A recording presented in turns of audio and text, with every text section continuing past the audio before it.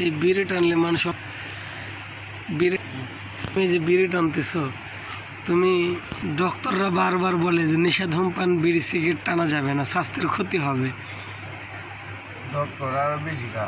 ডক্টররা বেশি খায়, তাহলে ওই শালারা তোমাদের ট্রিটমেন্ট দেয় কেন?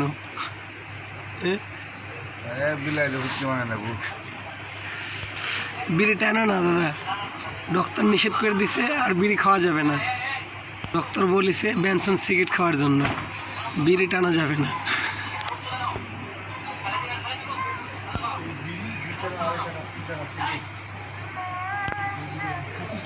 আগে 2 টাকা প্যাকেট ছিল, এখন মেলা দাম।